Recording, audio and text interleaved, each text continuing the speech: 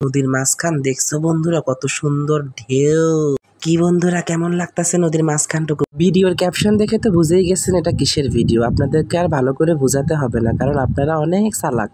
আমরা আজকে ঘুরতে যাবো, আর আমাদের সাথে ঘুরতে যাওয়ার জন্য সদ্য বিতাড়িত হওয়া কিরিম আপার মেকআপ ম্যানও রেডি হয়ে গেছে। আর আমরা যাচ্ছি বিশাল এক আটলান্টিক মহাসাগরের ছোট ভাইয়ের পাশ দিয়া। কেউ একটা জিনিস খেয়াল করেছেন, মানুষ একটা ফোন পায় না কান্নাকাটি করে, আর সে পাশার মধ্যে 3-4টা ফোন নিয়ে ঘুরপাক খাইতেছে। রোজাটা মাত্র শেষ হয়েছে, আর যে খাওয়া শুরু করছে এটা থাম, তোর হাগা হবে। আমরা ধান খেতে সাইড দিয়ে আস্তে আস্তে টিলিম টিলিম করে হেঁটে যাচ্ছি। আমরা এখন পার হচ্ছি অ্যামাজন জঙ্গলের নাতিট অ্যামাজন জঙ্গলের পাশ দিয়ে। সামনে আছে শ্মশান, দেখতে থাকুন। আমি একটা জিনিস বুঝলাম না, সবগুলা সমাধিতে তুলসী গাছ, কিন্তু এই সমাধিতে এমন কেন আছে শাখাও পড়ানো? তোমরা যারা জানো বা বুঝো তোমরা প্লিজ একটু জানাই দিও যে কেন সবগুলা সমাধিতে তুলসী আর এই সমাধিতে একটা কাটা গাছ।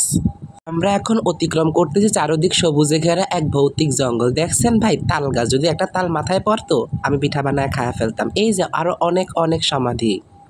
এই যে এখানে রেল লাইনে আপনারা দেখতে পারবেন চীন থেকে পালিয়ে আসা এক কপত আর জাপান থেকে পালিয়ে আসা এক কপতি, তারা প্রেমের গল্প করতেছে। থাক, আমরা তাদেরকে আর ডিস্টার্ব না করে সামনে আগায়া যাই। কি বলবো দুঃখের কথা গাইজ, বেটারা আমাকে ভালো একটা সিট দেয় নাই ভিডিও করার জন্য। জুম করে করে যতটুকু পেরেছি ততটুকু করেছি। ওরা কি জানে না আমি সদ্য নব্য অসভ্য একটা ভিডিও ম্যান? যদি জানতো তাহলে অবশ্যই তারা জায়গা দিত। আর জানবে কিভাবে? আপনারা তো লাইক কমেন্ট করেন না, লাইক কমেন্ট করেন না দেখেই তো তারা জানতে পারে না।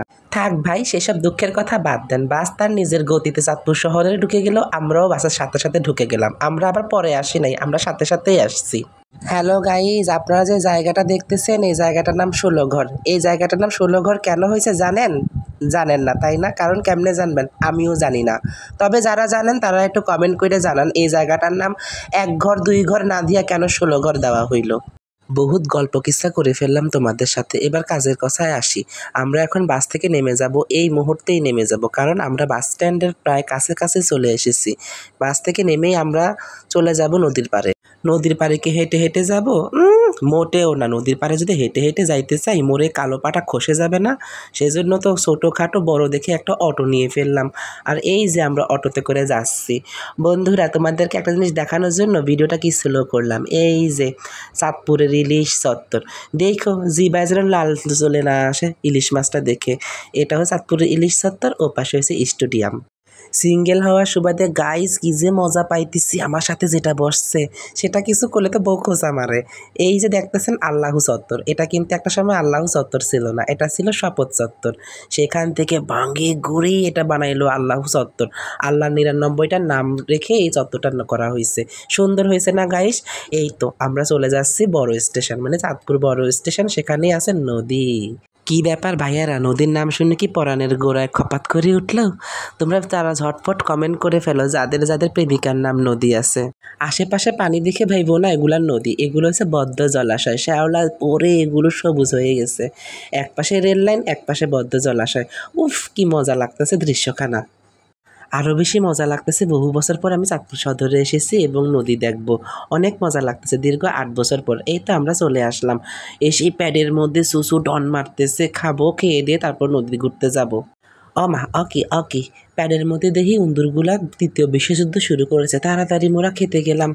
এটা হচ্ছে খাওয়ার আগের ভিডিও, আর এটা হচ্ছে খাবার পরের ভিডিও। কি ভাবতেছে খাবারের ভিডিও কেন দেই নাই? পেট ব্যথা উঠবে যে। তোমরা দেখলে তো লোল ফালাবা, ইলিশ মাছ দিয়ে কসলাই ভাত খাইছি, পেট ব্যথা করবে না? তবে তোমাদের কাছে একটাই সাজেশন বন্ধুরা, তোমরা যারা চাঁদপুর ঘুরতে আসবা, ঘাটের আশেপাশের কোনো হোটেল থেকে খাওন কিনা খাবা না। খাবারগুলা মোটেও মজা না। সেই জন্যই তোমাদের আর ভিডিও করে দেখালাম না গো। তোমরা যদি একবারে খাইতে চাও একদম শহরের ভিতরে গিয়ে তারপর ভালো রেস্টুরেন্টে বসে খেয়ে আসবা। ভয় নাই, ওখানেও চাঁদপুরের ইলিশ পাওয়া যায়। দেখছো কি বড় একটা পুষ্কুনি, থুকু কি বড় একখান নদী। না এখানে একখান নদী না, এখানে 3 খান নদী। এই যে চিকুনটা দেখতাছো, ডাকাতিয়া নদী। সামনে সরু পদ্মা নদী, মেঘনা নদী। নদীখান দেখতে যেরাম সুন্দর, নদীর আশেপাশে সেরাম বাতাস।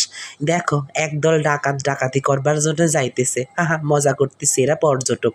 এরা নদী ঘুরে ঘুরে দেখতেছে, লঞ্চে করে ট্রলারে করে যাচ্ছে। আর আমরা একটু নিচে নামতেছি পানি ধরার লাইগা, পানি ধরে নিজেকে একটু ধন্য মনে করব। তোমরা চাঁদপুর ঘুরতে আসলে সাথে করে একটা ছোট লোক নিয়ে আসবা, একটা খাটাস টাইপের মানুষ নিয়ে আসবা যে কিনা খবিশের মতো মুলামুলি করতে পারে। নাইলে ভাই এই নৌকাওয়ালারা তোমাদের সকল টাকা পয়সা ছিনতাই করে রেখে দেবে। আমরাও ভদ্র পোশাক পরিয়া অভদ্রের মতো মুলামুলি করে একটা নৌকা ঠিক করছি। দাঁড়াও দাঁড়াও, সব দেখাবো। নদীর মাঝখানে যাব, মিনি কক্সবাজারও ঘুরতে যাব, তোমাদের সব দেখাবো সব। চাঁদপুর যারা ঘুরতে আসার প্ল্যান করতেছো দ্রুত চলে আসো, এত ভাবার টাইম নাই। ভাইবা ভাইবা গেলে জীবন পার হবে, আর নৌকায় ভ্রমণ হবে না। ওই যে দূরে দেখা যায় লঞ্চ, এই লঞ্চটা যাচ্ছে বরিশাল। তোমরা যারা ঢাকায় থেকে খেপাও বরিশাইল্লা খেতার গাট্টি, তারা ওই লঞ্চে করে বরিশাল যায় মগো চাঁদপুরের উপর দিয়ে। এই তো আমাদের নৌকাটা ছেড়ে দিচ্ছে, তোমাদেরকে দেখাচ্ছি। এই যে চাঁদপুরের শেষ, আর নদীর মাঝখান দেখছো বন্ধুরা কত সুন্দর ঢেউ। কি বন্ধুরা, কেমন লাগতেছে নদীর মাঝখানটুকু? ভিডিওটা বড় হয়ে যাওয়াতে এখানে শেষ করতেছি, পরবর্তী অংশ দেখার আমন্ত্রণ রইল।